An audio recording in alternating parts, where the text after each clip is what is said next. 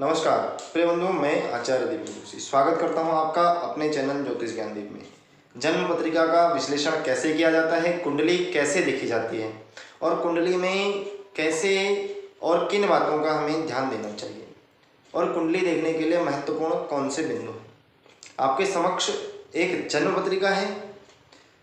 आप उस जन्म पत्रिका का में देख सकते हैं जहाँ पे 1 नंबर लिखा है, उस स्थान से जन्म कुंडलिका का पहला भाव से कहा गया है।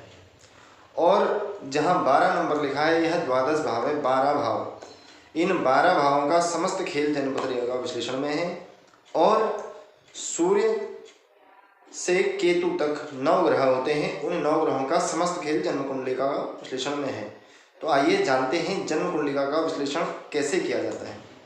तो बंधु, यदि आप मेरे चैनल पर नए हैं, आपने अभी तक मेरे चैनल को सब्सक्राइब नहीं किया है तो मेरे चैनल को सब्सक्राइब करें, नोटिफिकेशन बेल आइकन घंटी का बटन अवश्य दबाएं, लाइक करें, शेयर करें।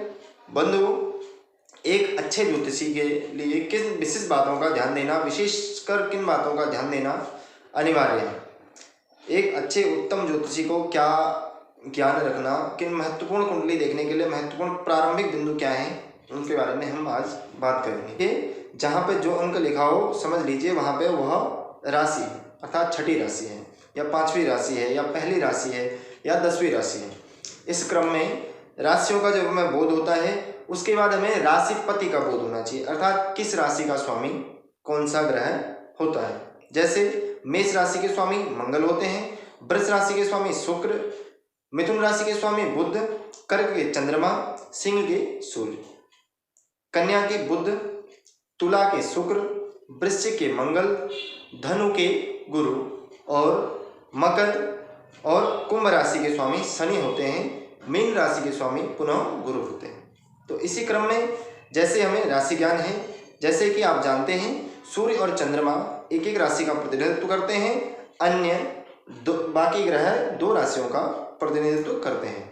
और आगे बात करेंगे बंधु, कौन सा ग्रह किस राशि में उच्च का होता है, किस राशि में नीच का होता है, कौन से शत्रु ग्रह हैं, कौन से मित्र ग्रह हैं और कौन से ग्रह पाप और कौन से ग्रह शुभ फल देते हैं। अर्थात जन्म कुंडलिका का विश्लेषण में यह मुख्य नियम हमें ज्ञात होना चाहिए। जैसे आप देख रहे हैं जन्म पत्रिका में क्रमशः 12 राशियां हैं, इनके 12 राशिपति हैं और इन 12 राशिपति अपनी अपनी राशि में किस प्रकार का फल देते हैं, किस प्रकार से अपनी कुंडली में यह फल देते हैं। जैसे कि सूर्य मेष राशि में उच्च के कहे गए हैं, चंद्रमा वृष राशि में उच्च के कहे गए हैं, मंगल मकर राशि में उच्च के कहे गए हैं, बुध कन्या राशि में उच्च के होते हैं, गुरु कर्क राशि में, शुक्र मीन राशि में और शनि तुला राशि में उच्च के होते हैं। वैसे ही अब जिस राशि में जो ग्रह उच्च का होता है, उससे 7वीं राशि में वह ग्रह नीच का हो जाता है। अर्थात जो ग्रह जिस स्थान पे हो वह राशि के अनुसार भी हमें देखना चाहिए कि यह किस ग्रह की राशि में है, किस प्रकार का फल देगा। उसके बाद हमें जब जन्म कुंडलिका का विश्लेषण हम करते हैं तो हमें ग्रहों की शत्रु और मित्र राशि का भी ध्यान देना चाहिए। शत्रु मित्र राशि का ध्यान देने के बाद हमें नक्षत्र, किस नक्षत्र में कौन सा ग्रह है उसका भी ध्यान देना चाहिए, तो उसमें हम सटीक फलादेश कर पाते हैं। दूसरा, यदि हम किसी की जन्म कुंडलिका का विश्लेषण करते हैं तो उसमें गोचर आदि, अष्टवर्ग आदि, कारकांश, नवमांश, दशमांश, द्वादशांश आदि आदि आदि समस्त षोडश वर्गीय कुंडली, विंशोत्तरी, अष्टोत्तरी आदि दशाओं का भी अध्ययन करना अनिवार्य है।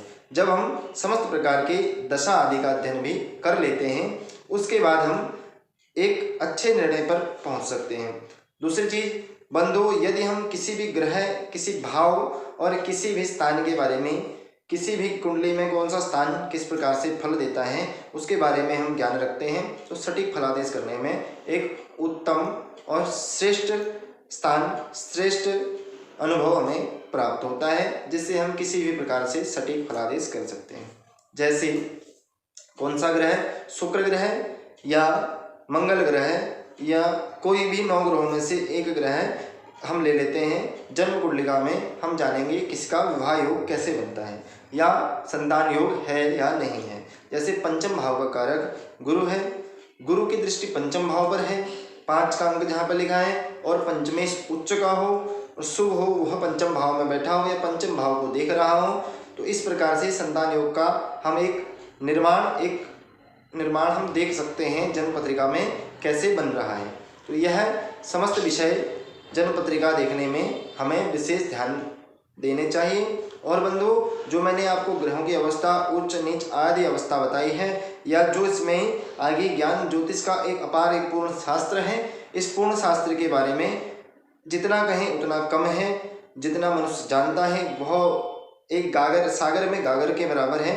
अगर अन्य आप किसी विषय के बारे में जानना चाहते हैं तो बंधु मेरे चैनल को सब्सक्राइब करें, नोटिफिकेशन घंटी का बटन दबाएं, लाइक करें। मैं समस्त विषयों पर आपके समक्ष वीडियो लेकर आऊँगा और आपको आपका प्रत्येक समाधान आपके समक्ष लेकर आऊँगा।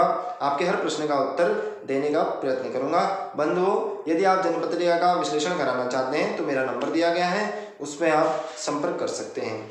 हस्तरेखा विश्लेषण के लिए भी आप मुझसे संपर्क कर सकते हैं। नमस्कार।